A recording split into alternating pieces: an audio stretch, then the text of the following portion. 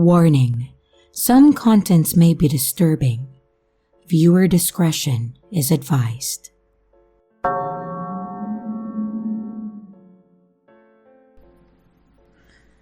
I was 22, and I was living on my own for the first time when this happened. It was around the mid-90s. I had just gotten off from work around 11 p.m. to reach my apartment building. I could either walk on the sidewalk, it was lit with street lamps, decently trafficked, or cut across this communal garden, which was pitch black and set back from the street.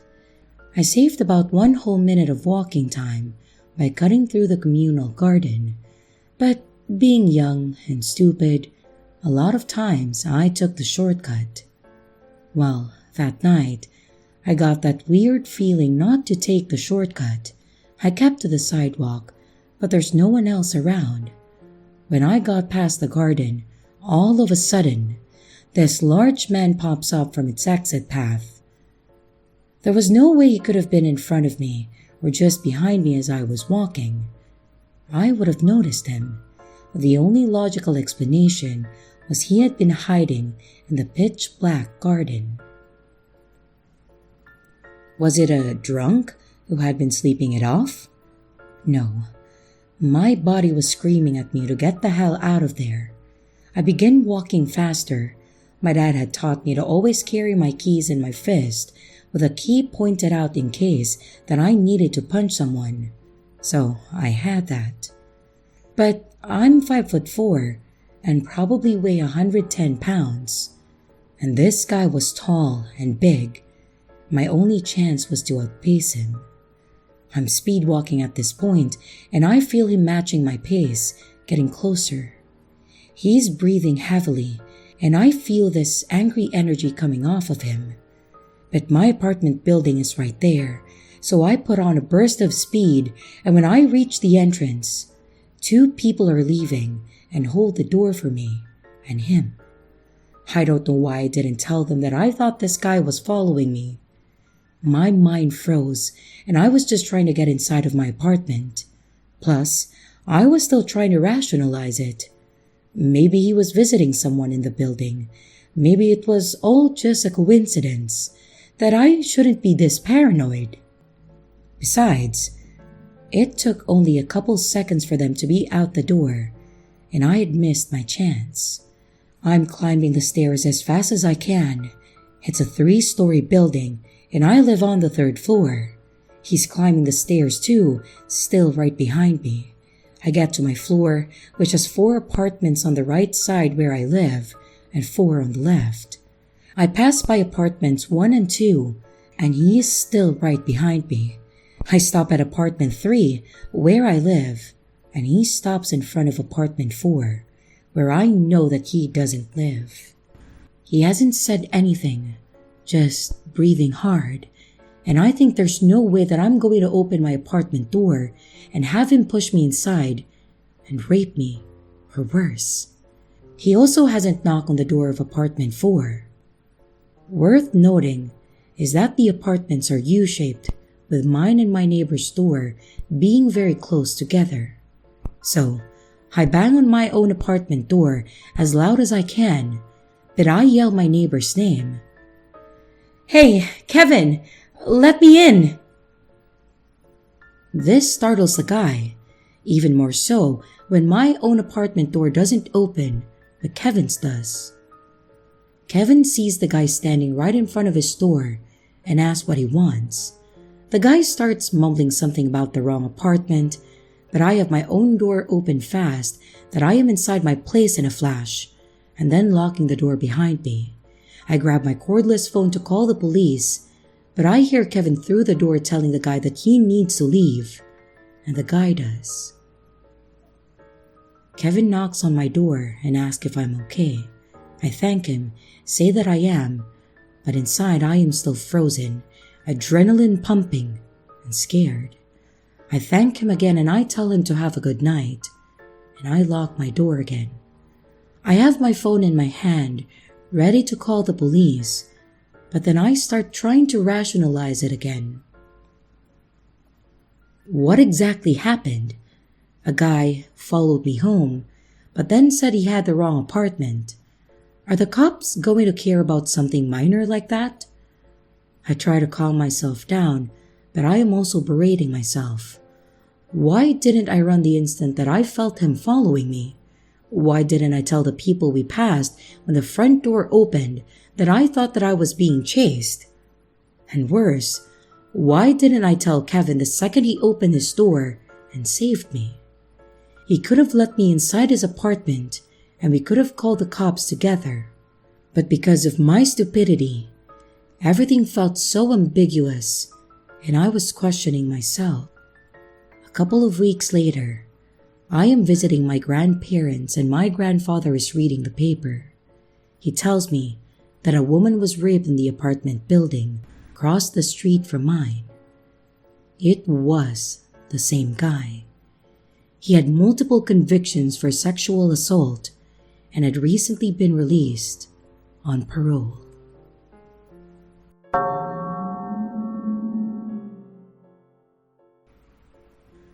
Wendell was a panhandler near my college.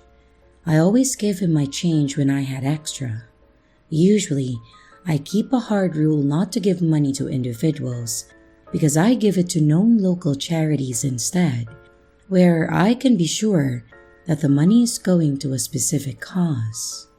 This one panhandler though, he always sang opera music, quite beautifully all things considered.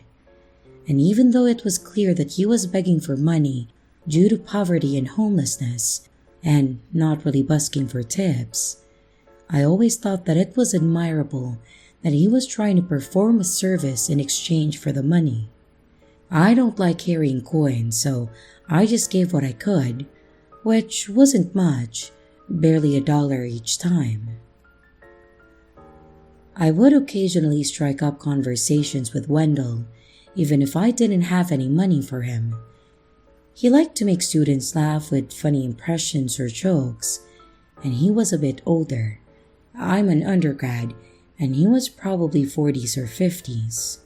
So we'd mostly have quick chats about the news or the weather or whatever, nothing really deep. Sometimes, he would randomly share something so intimate that I would feel obligated to reciprocate with something at least superficially personal. For example, he would blurt out that he almost went to college on a baseball scholarship, but then drugs ruined everything. And I would be like, "Oh, wow, I'm so sorry to hear that.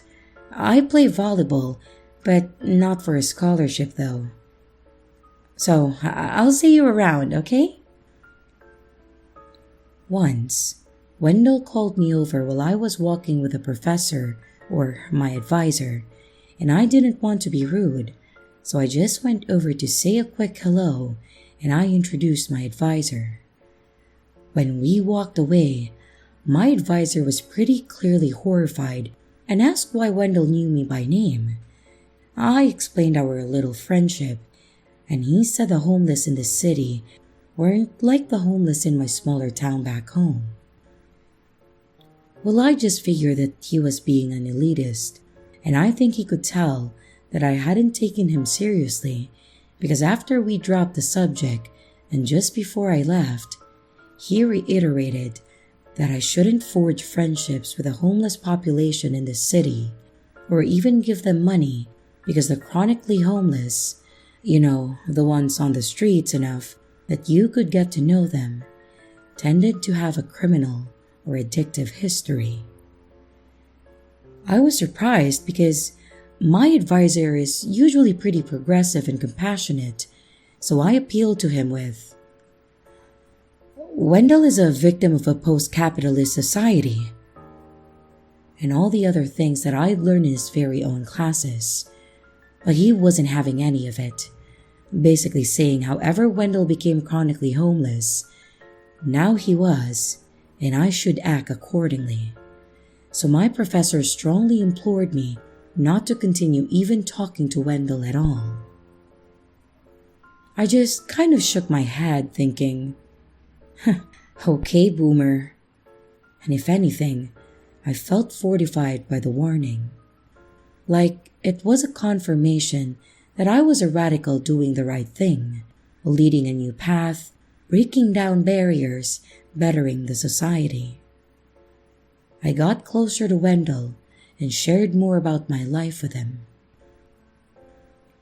But the very next time that I talked to Wendell, he was really irritable and distant, and I wasn't sure why, until he said, "So, your boyfriend, you two live together or what?"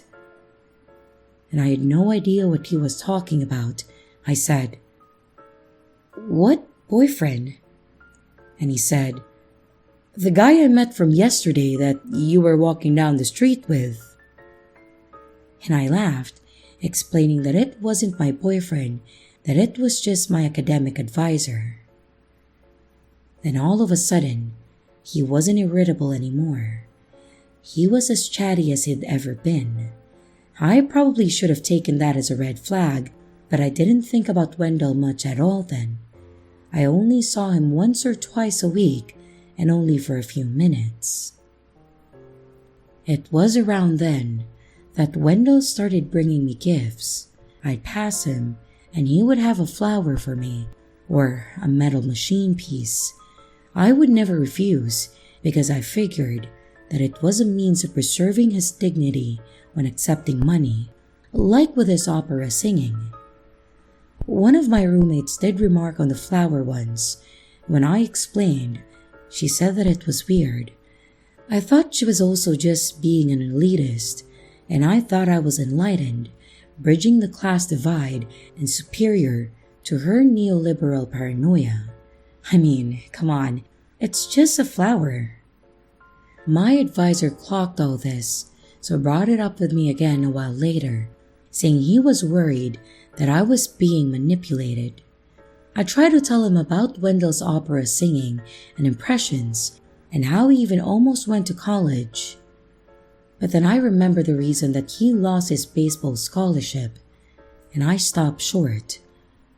Looking at it through that lens kind of made me reconsider the whole thing. I thought about what my professor had said, sparing the details because we did talk for like half an hour, and I finally connected the dots that Wendell did have a history of drug use, and he did sometimes mention how a previous girlfriend was overreacting to something he'd done and had derailed his life besides the drugs. So I decided that maybe I should think about distancing myself a little. But very shortly after, the pandemic hit and classes went virtual. So to save on rent, I went home to my parents' house. It was still in the state, but not near campus at all. About 3 weeks into being home, I was watching a friend's Insta story when I heard Wendell singing opera in the background, and I thought, "Aw, I forgot all about him. Well, I hope he's doing all right." And that was that, and I kept watching different stories. Later that night, something about the story kind of stuck in my gut. It had popped into my mind a few times subconsciously, and I had ignored it, but it kept coming back, so I decided to go and watch it again. That's when I realized that my friend's video wasn't from our college town. It was from my much smaller hometown, which is nowhere near my college. That freaked me out a little bit, but I figured everyone moved around when the pandemic hit, and my town isn't that small, and it isn't that far from the college, so it was probably a coincidence. I really wanted to mention it to my parents, but they had always warned me against talking to homeless people, so I felt too embarrassed to explain the situation to them, especially since it was probably a coincidence, and I would sound so conceited if I were like, "He definitely followed me, because am I not so great that he's probably obsessed with me?" we have a type 1 diabetic in the family, so we took quarantining very seriously. I figured, I'll never see him anyways. I'm not going out anytime soon, so it really doesn't matter where he is. And nothing happened. Well, one thing. A girl from my high school, who also ended up at my college, called me, and in summary said, "Hi, this is going to sound really weird, but I feel like I should say something. I was downtown and a beggar asked me about you. Like, specifically you. He knew you were on the volleyball club. He knew your major. I didn't tell him anything, but I thought that you should know." I was pretty alarmed at first because how would he know that I know this girl? But once we talked, I learned she'd been wearing a sweatshirt from our college. So I thought about it and decided that he probably saw that sweatshirt and figured that she might know me from college since we were both from this town, and he was just trying to find out how I was doing. I thought that it was sweet, also a little weird, but he was a little weird, and that was part of his charm. I thanked her, but I told her not to worry about it. Besides, I wasn't in town much longer anyways. I decided to go live back near campus. It was impossible to get any of my coursework done with my whole family around all day.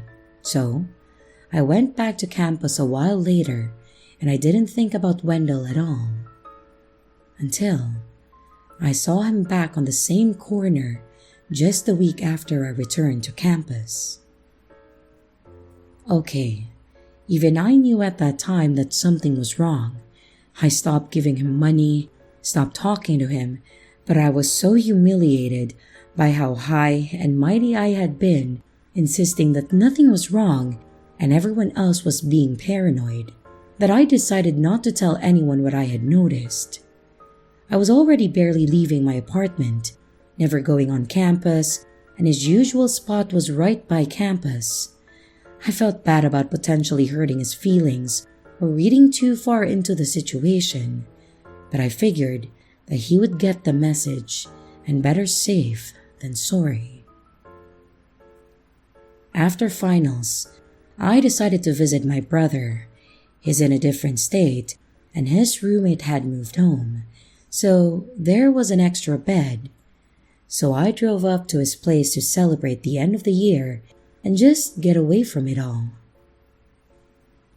About the 9th day in, I was woken up earlier than usual to the sound of my brother talking at the door. I got up to see what was going on, because we weren't seeing anyone. We stayed totally quarantined, and his state was being hit hard. My brother was talking nicely to someone outside through a crack in the door, but when he turned, he looked royally pissed at me, and he turned back outside and said, "Hold on here." Closed the door, despite the other guy protesting, but I couldn't hear what he said exactly. My brother immediately got in my face and whisper yelling said, "Mom and Dad are gonna kill you." I had no idea what he was talking about, but my first thought was the cops had come to arrest me for something. It was the only logical thought that I could generate first thing in the morning, and the only thing I could imagine being arrested for was my fake ID. So I was really in shock. But my brother was still going, and as best as I can remember, because I was panicked at this point, he was saying, "And I'm gonna kill you. That is so not cool. You didn't even ask? Well, I wouldn't have said yes anyways, but you didn't even think to ask." I realized that didn't align with being arrested, so finally I was like, "What are you talking about?" And he said, "You're dating a 40-year-old guy? Older? 45 maybe. Of all the people out there, I mean, Jesus, Dad's gonna kill you and then have a heart attack and die. which will kill Mom, and then you invited him to my house while we're supposed to be socially distanced? You two can go to a hotel because he isn't coming in here. I wasn't a dick to him out of respect for you, but if he doesn't leave now, that's gonna change." So I had no idea what he was talking about. None. I hadn't connected any of the pieces yet, because you've got to remember, Wendell was such a small part of my life until this point. I almost never saw him or thought about him, and my whole world had been turned upside down by a pandemic in the preceding few months. He was background noise, faint background noise, compared to all the other stuff that I had going on. So I just said the first thing that came to my mind. "Dude, I don't know why you're getting so mad at me. I don't have a boyfriend. I don't know what you're talking about. Someone's got the wrong house." My brother looked like he was ready to rip my face off. He said, "We're adults. Come on. Don't fucking lie to me. I'm not Mom and Dad. We can't deal with this if you're going to lie to my face." And I said that I wasn't lying, and I think he could tell from my expression and tone that I genuinely was serious. So now, he was as confused and irritated as I was, and he was like, "He didn't just vaguely say he was here for his girlfriend. He used your name. He rattled off a ton of very exact information. I think he said you, yeah. He said you guys had a fight or something, and that he was here to work things out." Now, I've been looking for a boyfriend for a long time, so I was half thinking, huh? Maybe dreams do come true. I might as well see who it is.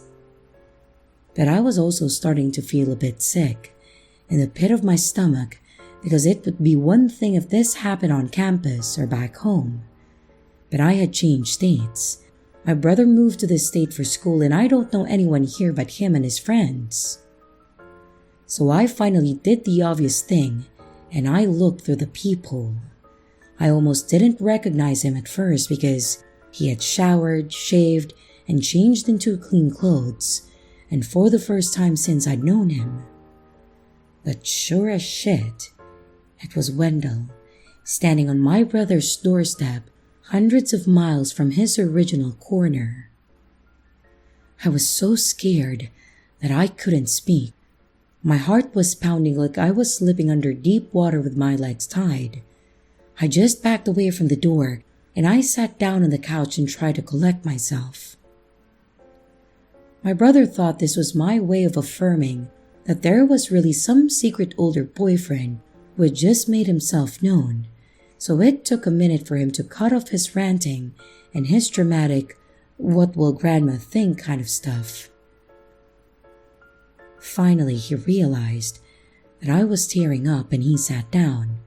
He calmed down and apologized and said we'd figure it out, and I whispered, still out of breath, "No, you don't understand. He followed me here." My brother still didn't get it. "What? You didn't want him to come here. What was your fight about?" he asked, still thinking the guy was my boyfriend. I managed to repress my panic enough to explain the broad strokes to him, but I don't think he fully grasped how creepy it was in the moment, because he was like, "You're shitting me. That's hilarious. I'll take care of this." He went to the door and called from behind it, "Hey, I just checked. She's not here. She must have packed out this morning, and you should do the same. I'm taking the social distancing real serious." And then he winked at me. That's when, as my brother says when he tells this story, that it got real. Wendell said, "You're lying. I heard her in there. Tell her I'm sorry. I don't know why she's been avoiding me, but I got cleaned up for her, and I'll take her anywhere she wants to go. Tell her that. Tell her. And don't lie. I will know if you lie." That rubbed my brother the wrong way, and he said back, "Bro, you're not taking her anywhere. Now get off my deck before we have a problem." And Wendell sounded like he was walking away, but instead, he was going over to the window. When I saw him staring, he looked different than I had seen him before, even than a few seconds earlier when I glanced through the peephole. His clothes were clean, but they didn't fit our match. Eyes bugged out of his head, white stuff caked on the corners of his mouth, and I hadn't noticed at first. Shaking, just kind of disconnected from reality. He started banging on the window, shouting things like, "That's my girlfriend. You can't keep her in there. You little bitch ass. Let her out, you bitch ass. Let her out. I'm coming, baby. I'm coming." I couldn't tell if it was meant as a threat or a reassurance. I was so scared, but I was too scared to run or even move. I think my brother was almost as surprised by the sudden outburst. He was rolling up his sleeves like he was preparing to go out there, and I was trying to make my voice work to beg him not to. But I was so anxious, scared, embarrassed, and sad that I had missed all the signs leading up to this and all the opportunities to prevent it. That our friendship was never the wholesome thing that I thought it was.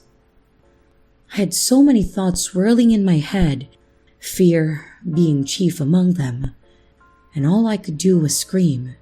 Not words, just screaming, and I covered my ears to drown the whole situation out. Before my brother could charge out of the door, Wendell punched through the window. Nothing actually happened when he punched through, and there was an eerie moment of silence where nobody moved, and I think even I stopped screaming. But when he pulled his hand back, all hell broke loose. A fair amount of blood started spurting out when he pulled his hand back through the glass. The things he was shouting started to make even less sense, along the lines of, Look what you did to me. This is a test. I told you that I couldn't be stopped, bitch ass." And the look in his eyes got even more distant. I think the sight of the blood, which always made my brother really squeamish, made him realize that this was real, and he finally yelled to me to call 911. While he leaned against the door, which Wendell was now repeatedly running into. I don't even remember making the call, but apparently I did, because within 10 minutes, the police arrested Wendell without resistance, and he kept trying to tell them that his girlfriend was trapped in the house and that he came all the way here to save me.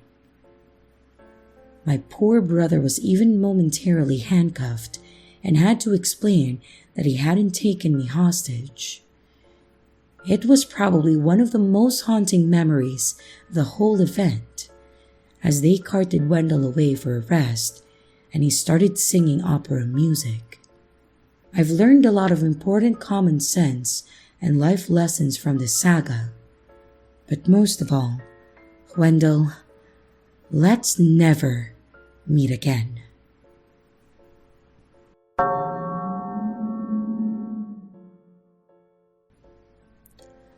Hi, first of all, I just want to say that English is my second language, so please forgive me if I make any mistakes. As a backstory, I'm from Malaysia, and this story happened in one of the international airports there. I came from East Malaysia, and I was a student at one point of the local university in Peninsular Malaysia. You can't travel to Peninsular Malaysia by land because it is separated by the South China Sea, so of course, the fastest way to get there is by flight, and for some reason, I really like taking the last flight of the night to get to my destination. I usually traveled alone, and I mostly keep to myself as I am an introvert, and I don't really like talking to strangers. And before that night, I haven't really encountered any problems with weird people, as the airport tended to be busy and I always stayed in an area filled with other people minding their own business, and in flight, I would just read or listen to some music. I also tended to just ignore the person sitting next to me. One night, my flight was unfortunately delayed. We were supposed to reach our destination close to midnight, but with the delay, we would reach the airport close to 2 a.m. I remember being frustrated because I know that it will be hard to get an Uber that late. I sighed and then just decided that I would spend the night at the airport and then grab an Uber the next morning to my university. No big deal really, I thought.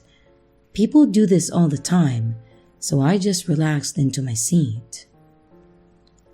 I forgot to mention that during the flight, I was supposed to sit in the middle, but when everyone was seated, I noticed an aisle that was empty, so I moved there. This was when I noticed the guy sitting on the window seat was acting kinda strange. He kept looking at me, and he was trying to get my attention, but I just ignored him because I was just tired and I don't really want to have a conversation with a stranger. I just closed my eyes and I pretended to sleep. I remember it was really cold inside and I was thinking about turning the AC off, but I didn't really want to move because then the guy would know that I'm awake and I will be forced to engage in a conversation with him. It was a 2.5-hour flight after all, and I don't want to have a conversation during the flight. Then suddenly, I feel a whole lot colder than before, and I opened my eyes just a little to figure out what was going on. Then I saw that the guy was actually adjusting both the AC from the top of his seat and also the AC from the middle seat to face me. I got very annoyed, but I'm not actually someone who likes to confront people for anything, so I just sucked it up and closed my eyes, even though now I was shivering, and just sort of hugged myself, and I just continued to ignore this guy. I honestly don't know what the guy was thinking doing that to me. I thought he was doing whatever he was doing and wouldn't bother me anymore after that, right? After all, I didn't respond to whatever the heck he was doing, even though I am suffering in silence now from the cold. However, when the air hostess started to distribute the prepaid meals to the passengers, and he noticed that I didn't have any meal when he got his, he suddenly taps my shoulder, and I just tensed up and I looked at him in alarm because I really don't like being touched by people due to some childhood trauma. But this guy just doesn't seem to notice my reaction to him, and he just smiled at me. "Hey, I noticed that you don't have a meal. Aren't you hungry? You know what? You can have my meal," he said, and I was just looking at him before saying, "No, it's okay," and smiled uncomfortably. But he insisted, and he even got me to lower my table and forcing me to accept his meal.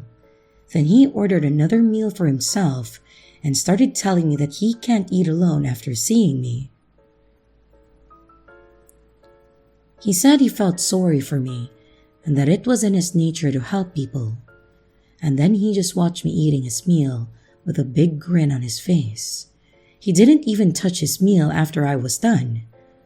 Now, if the meal wasn't prepared by the airline and it was still sealed, I would definitely think that he put something in my meal.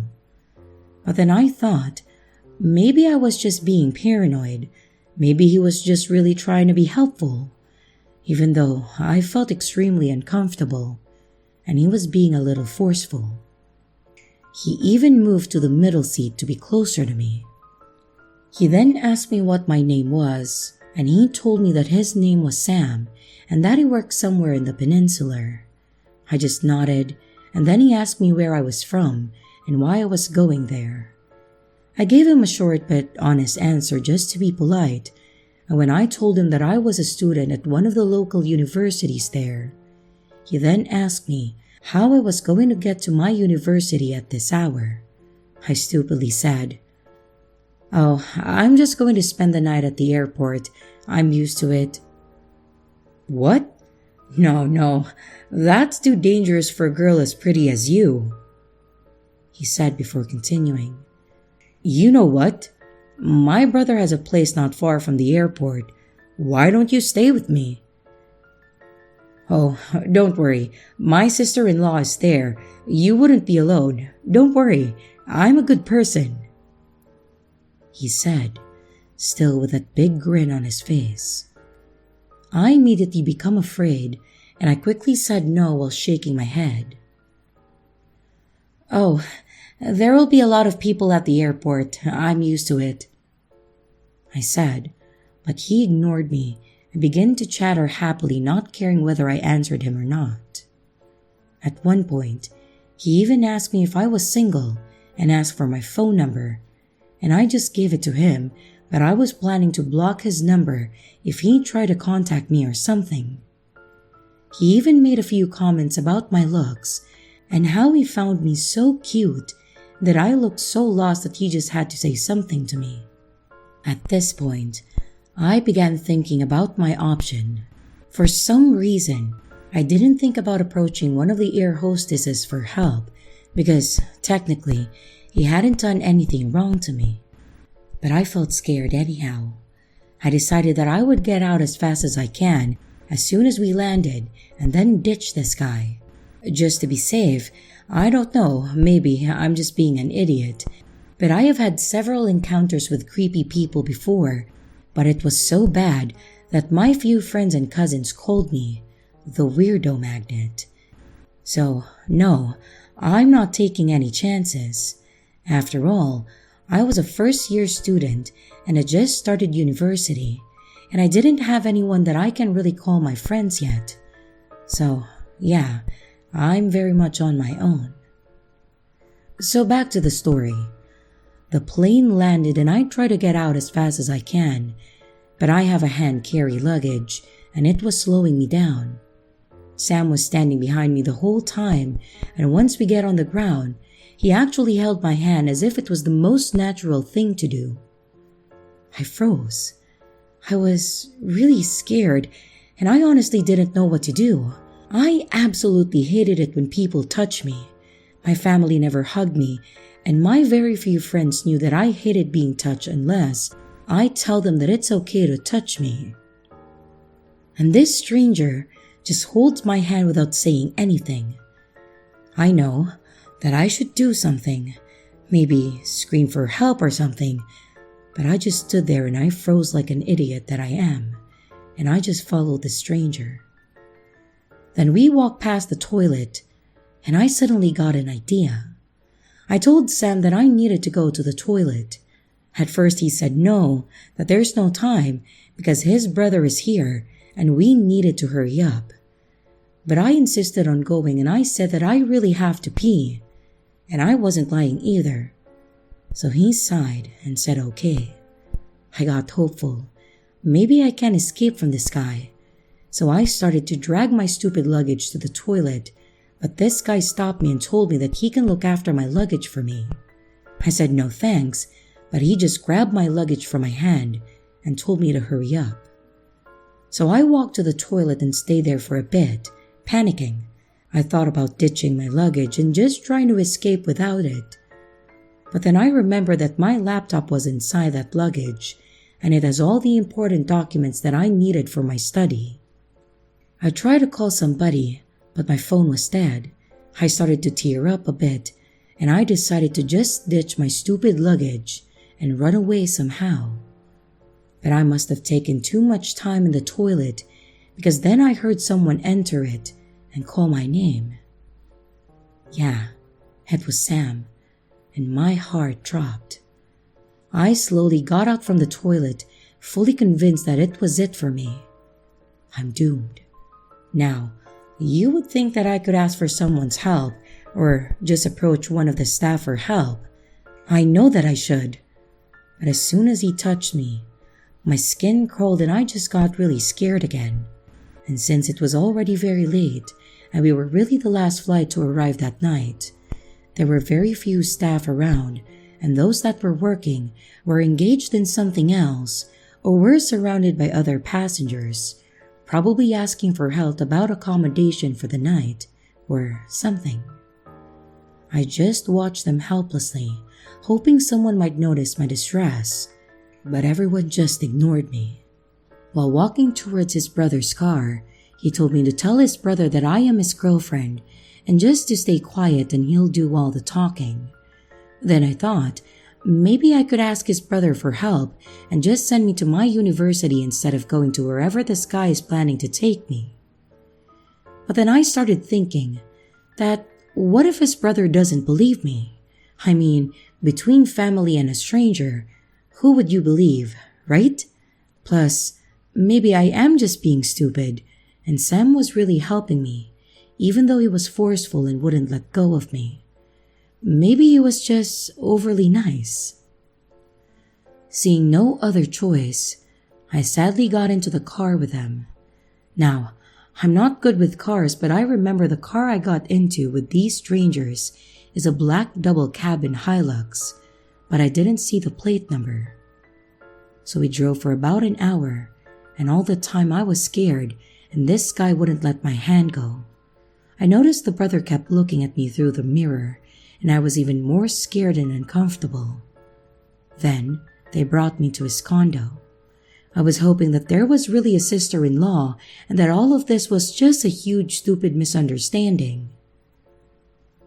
But then his brother told me that his wife is not home and that she was visiting some family member and will only be back tomorrow. I really don't know what to think about anymore. So, Sam told me that I can stay in his room and then tomorrow morning he would take me back to my university. I didn't really want to go in his room, but I don't really want to stay in the living room with the two men that I don't know. He showed me his room and then he handed me my luggage bag and I just locked the door. So I just sat in his bed looking at the door and my heart was pounding like mad. For a while, nothing happened. Then I heard a knock on the door. I tried to be quiet because maybe whoever it was will leave me alone, thinking that I had gone to sleep. "It's Sam. Are you awake?" he said in a quiet voice. "I just needed to talk to you for a bit." When I didn't say anything, I heard the doorknob being turned, but I locked it so he can't get in. Then it was quiet again for a bit, until I heard the jingle of a key, and my heart dropped when I realized that he had a key and he was trying to get inside. I hurriedly told him to wait, and I opened the door just a bit. Sam was there smiling at me again. "Oh, I thought you were sleeping. Why did you lock the door?" he asked. "What do you want? I'm tired and I just really want to rest," I told him, and I tried to shut the door, but he pushed the door and prevented me from shutting the door properly. "Sam, please, just leave me alone for now. I'm really tired," I told him, but he wouldn't budge. "Hey, what's wrong? I'm really a good person. You have nothing to fear from me. You can trust me," he said. At this point, I got another idea. I said, "Oh yeah? Then prove it. Give me your IC." "That's a Malaysian identification card, if you didn't know," I said, and to my surprise, he said okay, and he really did give me his IC. "See, I'm not lying to you," he told me. So yeah, I got his card and I saw that his name was really Sam, but that doesn't really mean anything. The card seems legit, but he is still a stranger to me. Long story short, he got inside the room and locked the door behind him. So it was just him and me, trapped inside the room, and he tried to have a conversation with me and tried to get me to sit down with him on the bed, but as soon as he tried to get close to me, I just stood up and tried to get to the door, in which point he proceeded to grab my hand and I tried to get away from him, and I finally screamed and I told him to go away. I don't remember much about what happened next, but the next thing I know is that I heard his brother's voice calling for us and asking what happened, and he was banging on the door. Now I was crying hysterically, and I was struggling to open the door while Sam just sat on his bed looking at me, seemingly stunned, as if he didn't do anything wrong. I finally managed to get the door open, and at this point I was sobbing, and I told his brother that I wanted to leave now and that I didn't want to be there anymore. Somehow, I convinced his brother to just drive me to my university. Of course, the gate was locked, and the security guard there told me that I had to walk to my dorm because he can't let any car inside after midnight. And I just said that it was fine, and I walked the rest of the way. But I didn't care. I didn't want his brother to find out where I stayed for fear that they might come back and search for me. I was exhausted, and I remember telling my friends back home about what happened the next day after getting some much-needed rest. And they dismissed it and saying that I was just being dramatic and it was actually romantic. Yeah, they actually thought that it was romantic and that I missed a good opportunity to find a boyfriend. And I was like, what the heck? Which part was romantic? The part where he practically dragged me to come with him even though I repeatedly said no? Or maybe the part where he locked me in his room with him? What the hell? Oh, and I still had his IC, but I kind of forgot that I had it with me until I arrived at my room, and I just kind of lost it. I cried silently and I realized that I was still holding his damn IC, and I cried even harder. And because of that, I unfortunately woke up my roommates.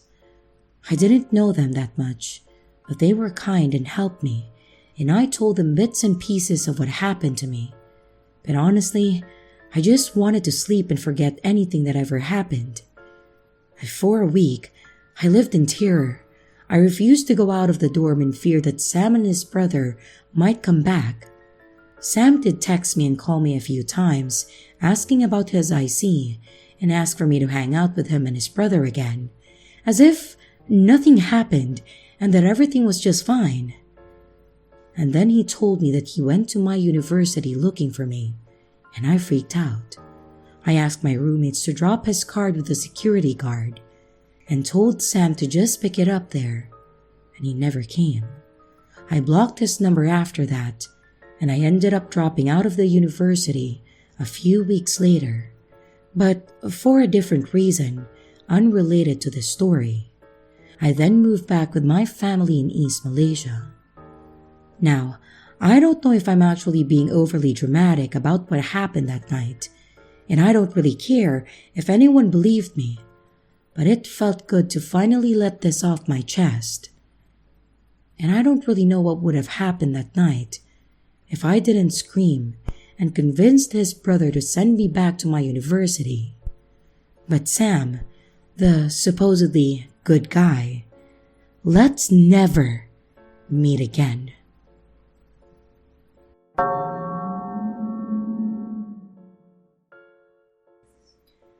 This all happened very recently.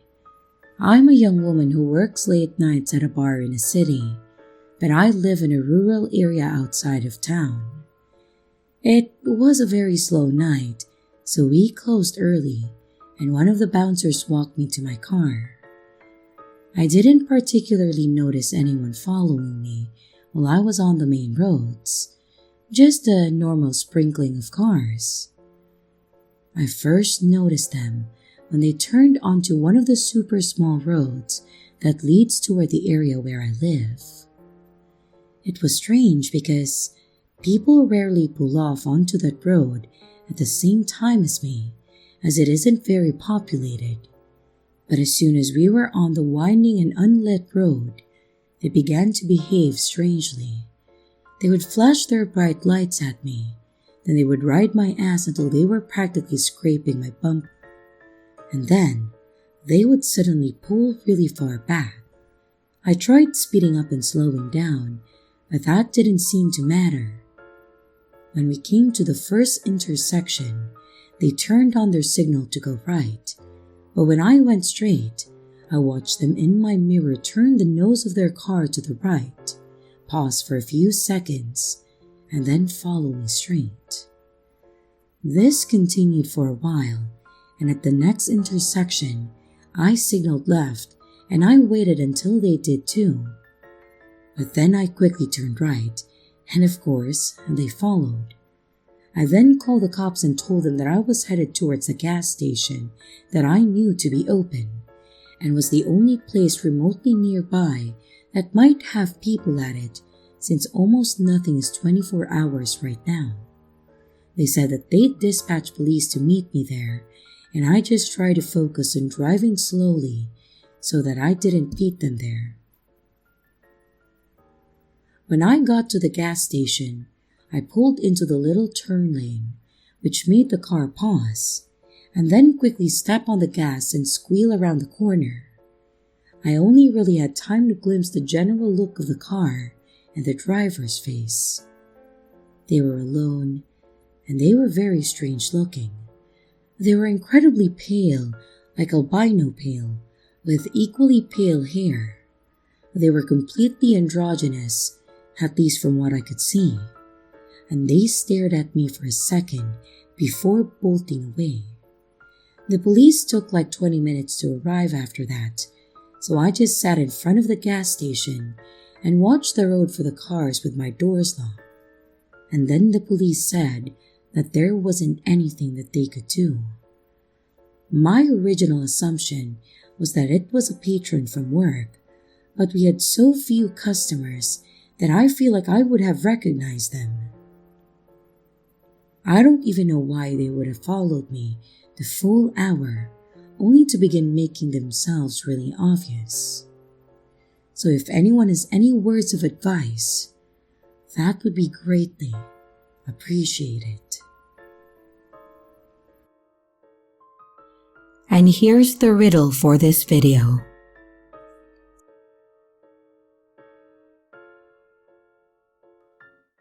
Hello everyone, it's your creepy sister here.